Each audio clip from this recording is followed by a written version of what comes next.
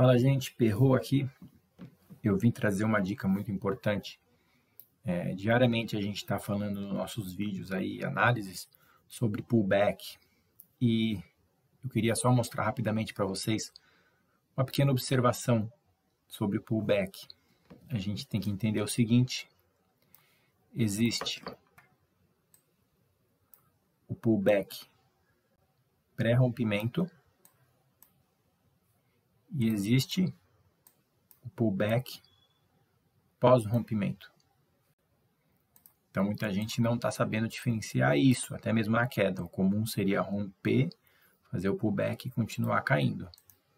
Porém, em alguns momentos, a gente vai observar o quê? Que ele bate, faz um pullback e cai.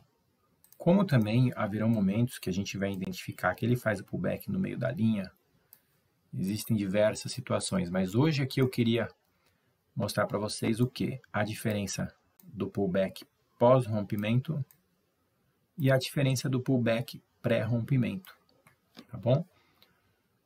A do pós-rompimento é simples.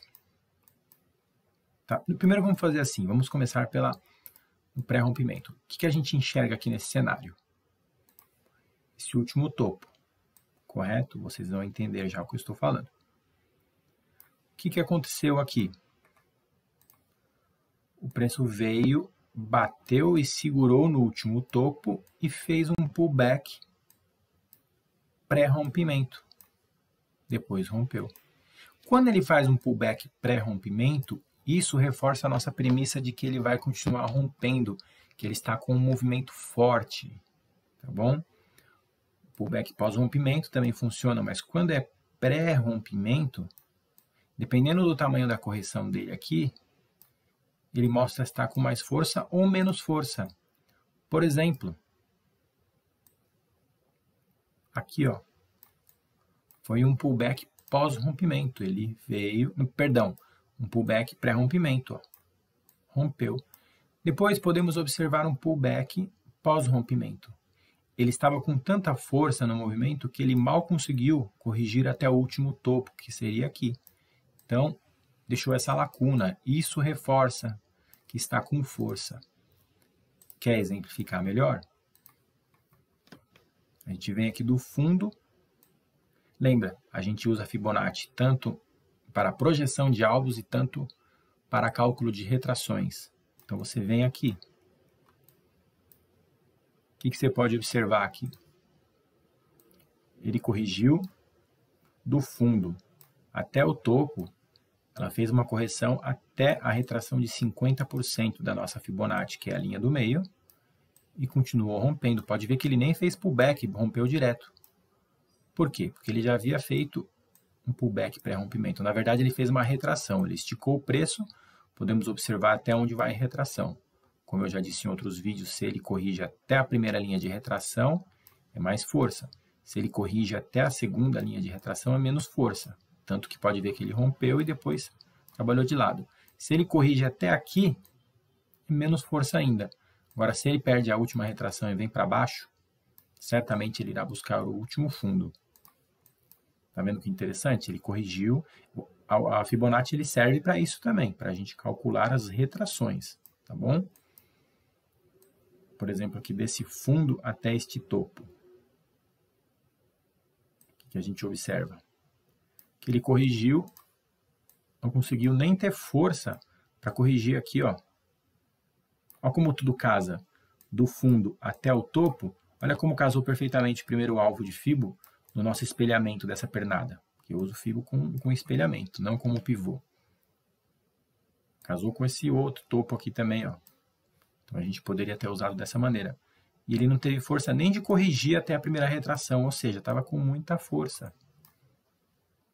Então, isso foi um pullback pré-rompimento, mas não nessa ótica de retração de Fibonacci. Nessa ótica aqui que eu estou falando para vocês. Do último topo. Então, do último topo, ele fez um pullback pré-rompimento. Tá vendo só? É isso que eu queria que vocês entendessem. Então, existem pullbacks e pullbacks. Este pré-rompimento, dependendo da quantidade de quanto ele corrigir, ele sim vai mostrar a quantidade, ou o tamanho, na verdade, da força para o movimento continuar. Ao mesmo tempo que ele foi um pullback pré-rompimento, olha como há muitas interpretações e não há certo ou errado, gente. Eu falei que o mesmo cenário no gráfico, às vezes uma pessoa enxerga de um jeito, às vezes outra pessoa enxerga de outro jeito, porém as análises são as mesmas. Tá vendo esse topinho? Então olha que interessante quando a gente começa a analisar mais a fundo os últimos movimentos. Ao mesmo tempo ele foi um pullback pré-rompimento e ao mesmo tempo ele foi um pullback pós-rompimento, porque ele já havia rompido esse último topo. Tá bom, gente? Saibam diferenciar. Nesse caso aqui, foi bem interessante porque ele serviu para dar os dois exemplos no mesmo pullback. Ele foi tanto pré-rompimento quanto pós-rompimento. Tá bom? Então, saibam diferenciar isso. Tá bom? Usem Fibonacci no dia a dia de vocês. Calculem as retrações. Peguem topos e fundos, fundos e topos e vejam quanto que ela retrai, quanto que ela corrige antes de continuar o movimento.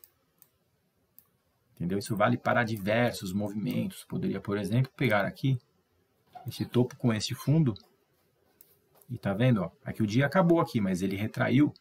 Serve como linha, serve como tomada de decisão, uma base. Ó. Pode ver que ele veio, segurou nela aqui, depois foi. Mas ele serve nos próximos dias, tá vendo? Ele calcula zonas importantes de briga. Essas três linhas aqui são muito importantes. Então, usem no dia a dia, tá bom, gente? Então, fiquem com isso na cabeça. Rompimento, pullback pré-rompimento e pós-rompimento. Existem os dois tipos e temos que saber interpretar os dois tipos, tá bom? Por hoje é só. Boa sorte e fique com Deus.